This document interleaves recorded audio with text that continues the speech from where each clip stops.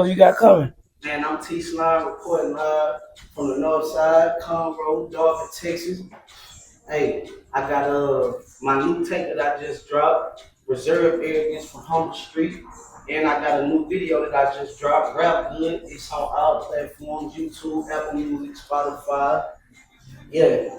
Man, fresh off South by Southwest, bro. How did it treat you? You had some big shows out there. I bumped into you. It felt good to see. Like I tell people, I don't do this shit for cloud money, but when I know niggas out here working just like me, bumping shoulders. So when I seen you out there, you like, Cole. Then we snapped it up all up, had some good ass gas, the best gas I smoked out there. Also, I need to step it up.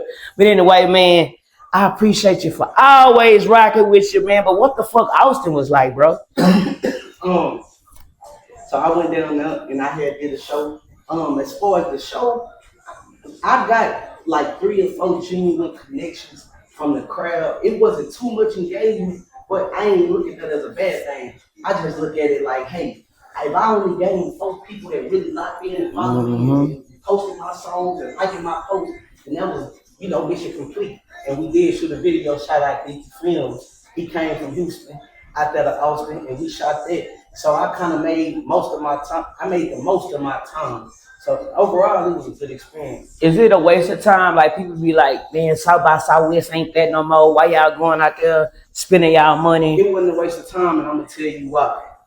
We was walking on one of those streets on side of 6th Street, and Dickie had ended up talking to a film maker from Paramount Studios. They was from Scotland. They was in Austin, came way from Scotland. And I was able to talk to him. Dickie talked to him. And he gave me some compliments and he followed me on Instagram. And that's the type of shit that I'm saying. If I wouldn't have went to South by Southwest, who knows? I would have never met this Scotland person down the line. Was this your first time going or you'd have been before? I've been one other time last year. How was it? Did you see any difference between last year and this year? Last year was actually better when it came to the engagement. I had about 8 people that came up to me after I got off stage last year. But but so far, they've been going up slowly but surely. Man, and you say you from where again? For the people that don't know, I'm from the north side, Spring, Exxon, Conroe, Texas, Darvin, Texas. I'm putting on for all that. Man, okay.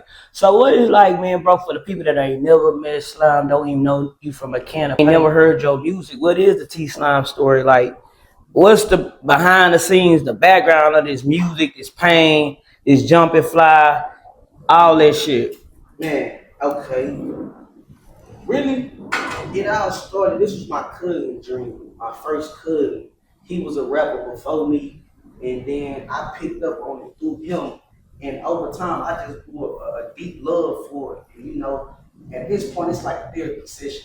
I got a lot of shit on my head that I be thinking about and on my heart. And so I just get in that booth, turn the mic on, and let them know what I'm feeling. Through him, because he came down here from Waterloo, Iowa. Shout out Waterloo, okay. Yeah, he was rapping. And at first, I always been a good writer. I was always making good grades in English class and literature. So once he really had a deep love for rapping, I was like, damn, this is another way that I could write my thoughts out. And now let me put, a sound to it. And I started doing that in like the 2nd or 3rd grade, and I've been rapping ever since. Man, Cole, the situation that I'm going through with just close people that's around me. Family, friends, or a mixture of it all. And Rap Good, that's like my album title is Reserve Arrogance from Humble Street. I just had to really put on wax what I really got going on though. Cause some people might sleep on it and be like, oh, he bullshit, oh, he capping, oh, he lying. So I rap good, trap a little better. Vacuum seal bags out on the dresser. Nigga, shit going on, nigga. That what? Man, where the hell did bro come from? When I first met you, bro, you was more reserved. But now it seems like you been popping your shit. I don't know, a new female in your life. I don't know, the money, the triple.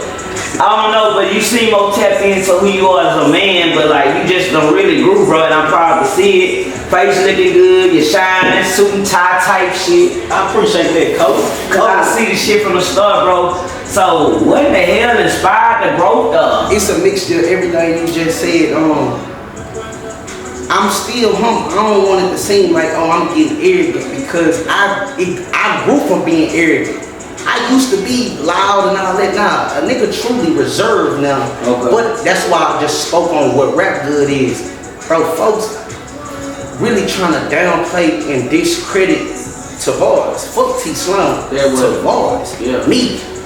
Sherrod, Reese. Yeah. Like, man, and I can't let them do that. I gotta go and speak. Cause you know, like they say, if you sit back and don't say nothing, folks will run over you all day long. Sometimes you gotta speak up. And hey, man, what I realize is they gonna say something, whether you being humble or popping your shit. So you can't go based off of what the naysayers is gonna say. Nah, I'ma just go ahead, wake up every day, do what feel right to me.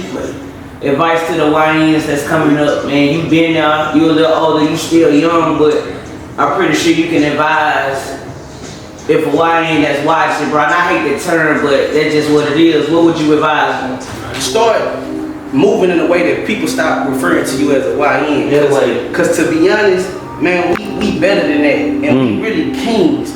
We know we kings. A lot of us don't know our worth. I didn't know my worth at one point, and that's part of what you seen. It ain't even me popping my shit. It's really just showing my worth. Stop being YNs. Show your worth and really show who you is, and leave your footprint on this earth while we here. Cause this shit bigger than what y'all doing it for right now. Focus on you.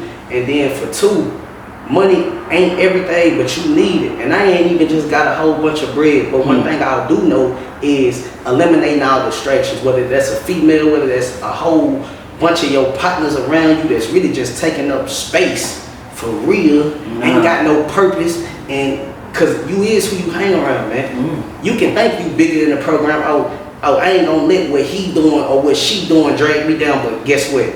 After you look back 3-4 years down the line, you gonna realize, now I ain't where I was supposed to be, and it's because of what you allowed in your circumference. When did you realize that nobody was gonna come save you? Man, Cole, you asking all the right questions. I really realized how cold the world could really be, and you experience that through the closest people to you. And don't let that go over your head, man. Seriously, the closest people to you will let you know that ain't nobody coming to save you. So once you realize that, that's why the money is important. Lock in, because when you got the bread, you ain't gonna have any and everybody just treating you and dangling you like a puppet. You can tell people, nah, you ain't finna treat me like that, and walk away. And how do you look at the glass now? Is it still half empty or half full? My glass half full. Okay. And I wake up, no matter what I'm going through, I always feeling like my glass half full, because the rule is, if you keep your head up during the face of adversity, the universe gonna reward you after you make it through the storm. What I experience every time. So just keep your head up. Your glass always half full. Talk about some more of the projects you got out, what the niggas need to go be paying attention to. So we got Double Down out now. We got Second Life out on our platforms, and we got Reserve Arrogance from Humble Street on our platforms. And just my whole catalog in general. If you don't know, go look up Tslime. That's the best way. Like you were saying earlier, do you feel like you gotta, I guess, do that gimmicky shit to, instead of niggas listening to the music? You know, Cole, I think at this point it's looking like you gotta do it, but in reality, I don't think Lil Russell, who did nothing but positive content, and it got him signed to Rock Nation. So really, I really think you can do whatever you want to do. That's really what it's about. You doing what you feel in front of the world until they catch on to what you got going on. You ain't got to do what you feel like everybody else doing that's working. Nah, shit, so you said like Lil Russell, man. What I would say to him disabling his Instagram because of the comments, man, nah. That's step number one. You gotta have tough skin out here. Man, these folks are gonna say some wild things on this internet. Let them talk. You gotta be, if you really strong-minded like we out here saying we is, man, let them people talk. man, I can see it. It keeps going and for click that home button on my phone and go on by my day. And not worry about a bitch ass thing. And smoke me a wood. Damn. Say what you want to say. Nah, for sure. Is it best to sign once you done, I guess, fulfilled your dream with the independent route, or is it best to stay independent and keep all your money on? I've been feeling, if you able to generate enough bread to support your own dream, then take the independent route. Hey, I'm Pete. I'm 6 songs in right now. It's probably done. Most likely it's finished. So I just gotta wrap that up and I'm gonna be dropping that next. Left for Dead, is that like an actual situation or what? Nah, I wouldn't Left for Dead literally, but the way I feel, yeah, man, I gave out a lot of energy to people. And I feel like it wasn't reciprocated. And so, and didn't really care how I ended up after the fact, but I'm still living, so y'all was Left for Dead, I just didn't die though.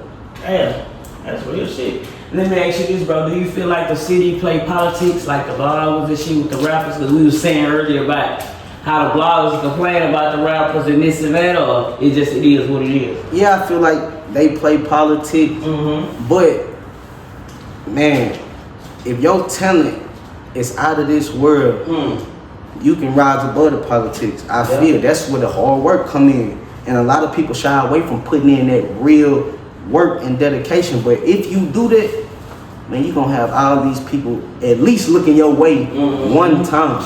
They gonna at least check you out. Like, what are you talking about? No, for shit, sure. And you said you well, shout out to Coalition, man. What's your thoughts on that? Man, I like to see what Mook doing with the Stay Down Coalition. Shout out Stay Down, okay. Yeah, definitely shout out them, man. Keep doing what y'all doing. And like he said, you're gonna start seeing these artists get signed and get deals coming. So once he do that, that's just gonna open up the doors for Houston artists in general. It's gonna put that light that we need. And once we get that light, it's up to you what you do. I gotta tell people, man, they shout out to Stay Down. They always do good shit for the city. Since I've known them, bro, they try to bring their artists and shit together, regardless of what side it's from. Like I said, the artists, man, I gotta tap in and know the niggas that's who really doing this shit. Like, you gotta just tap in with the who's.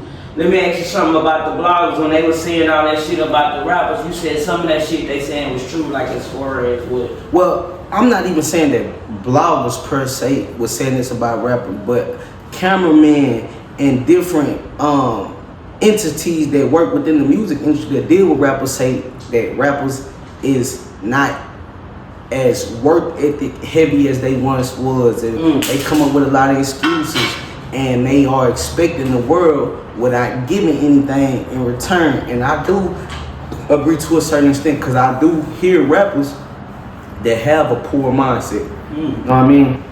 And so I know what they saying gotta be true. Some rappers don't even feel like they should pay for shows or videos, and it's like, or y'all just want people to do all this shit for free, and then once y'all make it, you think most of y'all gonna come back and say thank you Backstreets? Hell fuck no. Most niggas don't even thank the DJ. There's shit on the DJ. Well, he need to play my song. Who the fuck are you to just demand that because he's the DJ? that's the entitlement. It's about relationships, bro. You gotta tap in with these people just outside of the blog shit and the music shit. Just tap in with the people and shit. Pay like you wait. That's how I see the niggas, bro. Everybody wants something for nothing, bro. The shit gotta be beneficial to both parties. Niggas should know that if they from the streets though, but that's over a lot of people ahead, bro. Who you wanna work with? You shout about my boy. Hey, you on 6'2" did something? Me and Seven, we got a song that we finna drop called Casa Del Mar. Shout out my boy, that's my baby 7, okay. Yeah, I fuck with Seven, and that's one of the artists that I want to work with. I'm open to work with anybody, but this is what I will say about working with artists.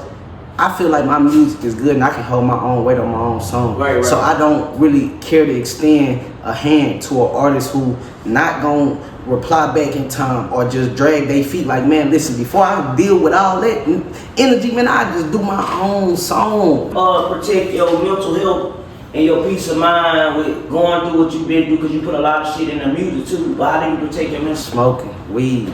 I got my Texas medical marijuana card. Hey. But I'm gonna be honest though, like, my mental health ain't really just 100%. Like, yeah, I'm positive, but man, I go through shit and I got feelings just like every other human. And that's really why you get the substance in the music, because mentally I'm really in a warfare right now. And it ain't nothing to the point like detrimental. Nah, man, it's something that I'm definitely gonna look back once I get to where I'm going.